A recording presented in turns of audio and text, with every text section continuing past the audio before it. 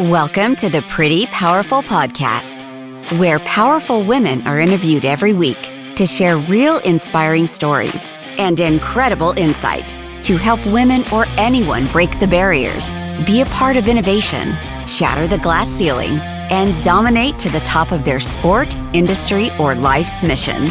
Join us as we celebrate exceptional women and step into our power. And now, here's your host, Angela Gennari.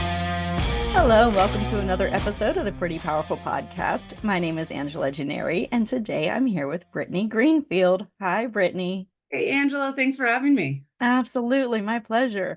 So, Brittany is the CEO and founder of Wabbi. She's a leading force in application security, recognized as a top woman in cybersecurity by Cyber Defense Magazine and her peers in the Cybersecurity Excellence Awards, as well as a 40 under 40 by Boston Business Journal. She is the CEO and founder of Wabbi, backed by investors, including Cisco and Workbench, and has pioneered what is now known as the application security posture management space. Wow, that's a mouthful. It is. Gotta love us tech companies and our acronyms and phrases. With its continuous security platform that bridges the gap between security and development. And that is a really interesting space that we were just talking about, and I can't wait to dive in. So, in recognition of its leadership at the forefront of innovation in cybersecurity, Wabbi has been named an RSA Innovation Sandbox finalist, a Best DevSecOps Solution, and Publisher's Choice in Software Development Lifecycle Security. Gosh, there's just so many huge, big, complex words in the whole cyber world. and as I was saying, it's an alphabet soup, right? We like to distill them down to a bunch of acronyms that nobody else knows. Acronyms take over, and you can't remember what the acronym stood for.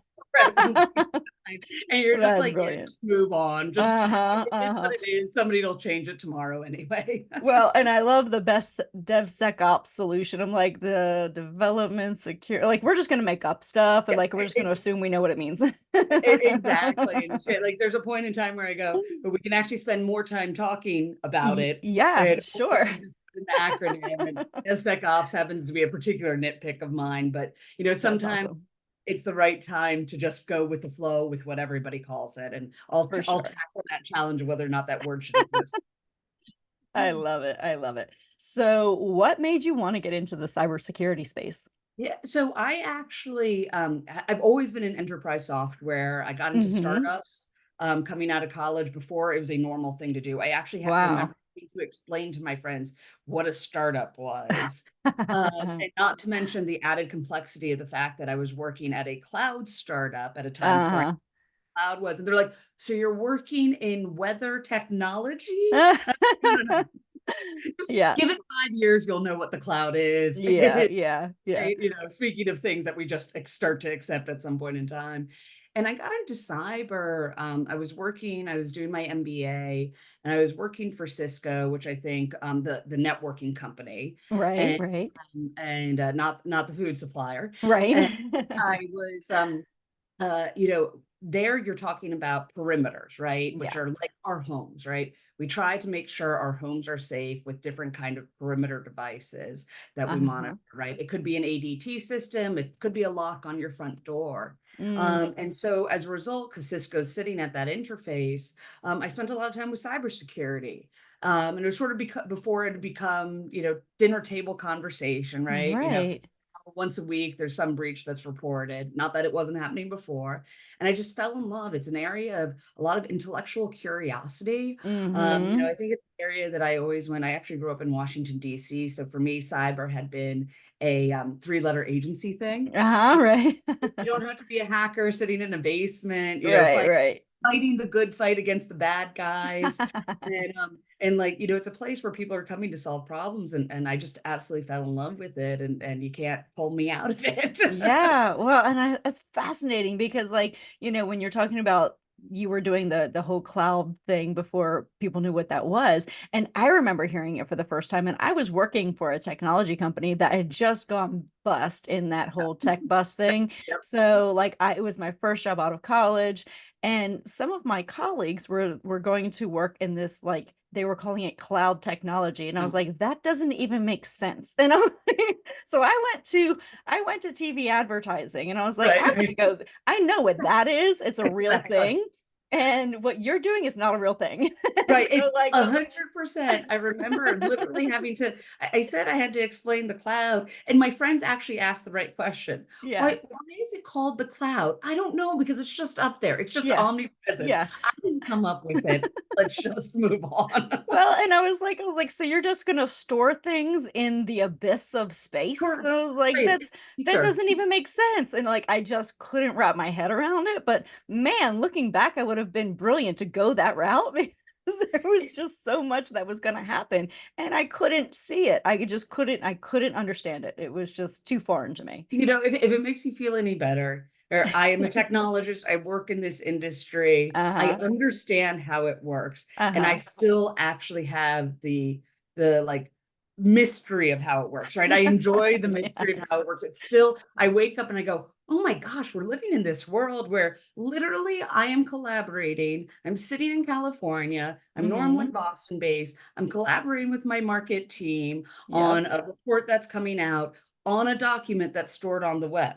Yeah. And that has been transmitted over the air, right? Like, Uh-huh. and so I still love, I like to look at it with those sort of like big, wide-eyed eyes, because I think that, and this is what I love about cyber too, you don't want to get so comfortable with it, right? I Yes. think Yeah. you always want to see some of the amazingness of it that we have that really has advanced us and not just take it Hmm. for granted. So I do Yeah. try to keep the intellectual part of me and the curious part of me separate on that too. Yeah. So it still baffles me. I know. Well, and it is a fascinating subject. And, cybersecurity, back before everybody was talking about cybersecurity, like it was just like a CIA thing. Like, oh, you mean the thing that's monitored by the CIA? Like it's Right. information transfer. And so therefore it must be monitored by some, Right. three-letter organization in DC. And so it's just so fascinating that now it has become so commonplace. And it's constantly like this pool of like good versus bad. Is it the dark Correct. web, or is it Correct. just like, virus protection software? Right, exactly. And it's and it's so complex, right? Like we were talking Mm, about with this, there's so many different angles of it. And I think that's where it's scary to people. yeah. And the number one piece of advice I give is, and unfortunately, everybody asks anybody in cybersecurity what their advice for protecting themselves is. And I'm like, that's Yes. actually not my realm. Yeah, And so I go to yeah. just use common sense. What people Yes. are relying on is you having some kind of adrenaline reaction. So that could be that Hmm. email, you just started a job, and it could be an email from an HR person or the CEO saying, can you share this information with me? Or I was actually talking to somebody that's in cybersecurity, had been in for 15 years, Hmm. right, on the technical side, and she had just started a new job and got a call from her new boss, sounded Uh-huh. like her. And hey, I'm just running. Hey, we've got this event today. Can you go grab some gift cards as door prizes? She drove to the CVS and she Wow. had one in her hand and she said, what are you doing? Uh-huh. She got that, but she was caught in that. I've just started this job. I want to make sure I'm on top of it for my boss. And she literally called back and called somebody else at the office and said, hey, is, Jen there? No. Uh-huh. Did you want me to pick up the gift cards for this event? Right. And I think this Yeah. is the other thing, right? There's a lot of information available publicly Yep. about people. So it's not, that's the biggest thing, right? So that's why I say cybersecurity, the best way to protect all of ourselves is common sense. You're not going Yeah. to avoid it all, but if you just take a moment to apply all that good thinking that you has gotten you to survive this long, you can avoid a lot of the threats out there as an individual. Well, that's fascinating because literally, as soon as I hire somebody, I have to have the talk with them about within 2 to 3 weeks, you're going to get a random text from somebody Correct. claiming to be me, and they're going to ask you to get gift cards because I'm in a meeting. That is not me. I will Correct. never ask you Never for ask. money. I will never ask you for gift Correct. cards. Like, we're okay as a company. I don't need you to foot the bill on a gift card for us. And I was like, you will never ever. And I said, if it's not from my number, if it's not from me, It's if not I real. have not in person asked you, don't do it. And Right. so I have to do that because It is guaranteed within 2 or 3 weeks of being hired, they will A get paid. 100%. Yeah. We've even actually had one from one of our investors, and Yeah, right, wow. as a founder, right, they figured it out, Yeah. and they did like their year in review video. Ooh, So it was really easy to identify the portfolio companies and get our email and whatever yeah. once you do that. And so sure enough, all the portcos within one day, and I picked it up and you go, oh my God, it's from somebody that I don't talk to. Hold on Yeah. one second. That doesn't look right. And there were a couple of little things and I forwarded it. I took a, don't forward these emails. Do Yeah, not don't open that. Yeah, yeah. take a screenshot of it. Yep, And I yep. sent it to my main contact. I said, "Hey, I don't think this is real. Think you should know about it." Sure enough, Yeah, they were like, thank you very much. Yeah, yeah. again, I do this every day. I give people this advice and it relied on my adrenaline Yeah, reaction. yeah, yeah. It's crazy because, yeah, immediately you think, oh, it's my boss. And then I had one girl who was in Spain. She was on vacation So, in Spain and she was getting texts from a company that or somebody who claimed to be me. yeah. And they're like, hey, can you please pick up some gift cards? I'm in a meeting. I'm really stuck right now. I could really use your help. And she started doing it. And then all of a sudden she had the wherewithal to say, hey, this isn't your number. Did you get a different number? And I'm like, oh my gosh, no. So like when you respond to them, it opens the Pandora's box. So Correct. I always say, You don't know, respond. don't respond. People often ask me about those weird, like you have a DHL or USPS Mm-hmm. package, Yep. and I go, don't respond because they're testing to see if the Yes. number is valid. Yeah. Yeah. And that and it's funny you talk about this, a lot of smart people that still go through this, and this is one of my areas of concern in the world of AI and all the Yeah. technology and how people put stuff out there nowadays is right. It would be also really easy for somebody to actually start to look like you, right? Mm-hmm. And Mm-hmm. and I tell everybody, don't use those damn online free headshot generators because Yeah. the subtext of that is they own your picture forever. Yep. And our voices are out there, our pictures, especially you do a podcast, right? You've Yep. been Yep.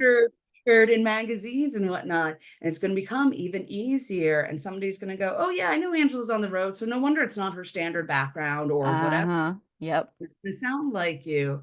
And people do just sort of trust nowadays, right? We think Yeah. about, right, this is even without AI. Let's think about social media. You see Mm-hmm. somebody have this perfect bedroom or, Yeah. outdoor experience or whatnot. You're like, it's an Instagram filter behind them. Yeah, yeah, exactly. Well, You know, even Zoom, there's so many right. Zoom filters now, and I'm like, oh, what a cool office. Oh, wait, that's not an office. That's Okay. not an office, right? Everybody got so good at that. And you're like, oh Yeah. no, wait. Hey, I actually really enjoyed when people took their Zoom backgrounds down Uh-huh. because you got to know them. Yeah, What's in for their sure. background, what's their personality, what's their style and stuff. I get in the beginning, or we've all been in places where you go, you do not want to see the mess You're behind right. me. But when people Exactly. started doing that, it was a humanizing thing, especially at a Mm, time where you're craving connection. So yeah, for sure. So your platform is different. So you build software and figure out how to create security within the software. Is that what you do? yeah, so we don't build the software. Other organizations, right? Every company nowadays is a tech company, right? If Yeah. you talk to Starbucks, they say we're a tech company. We just happen to Yeah. spit out coffee at the end of our code. And Uh, so R&D happens every place. Software development happens every place. And what we are is a platform that helps manage the set of rules by which software is developed securely.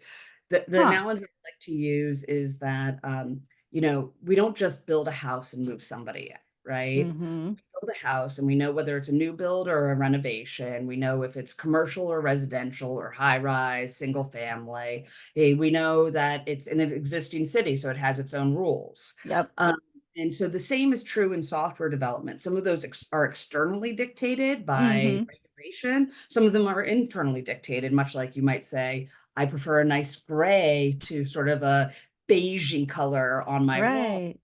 And so that set of rules gets applied as software is being developed. But to keep up with the speed of development today, you have to leverage orchestration. It can't just be a conversation. And that's Mm. what we manage. And sometimes it's a hey Angela, can you toss down the level to make sure the cement is even before we put the carpet on because we don't want anybody tripping. Yeah. Other times it's full stop. We're going to wait for the inspector to come in, which is another technology tool in our case. The inspector is going to make sure the wiring's okay before we put it in drywall. Not only is it very unsafe to have wiring behind drywall that's not correct to code, it's also very expensive to replace. Oh yeah. Right. Yeah. And so that's what we do. And so that's that system of checks and balances, or sometimes chutes and ladders, because there is no such thing as perfect security. Nope. And so it's what happens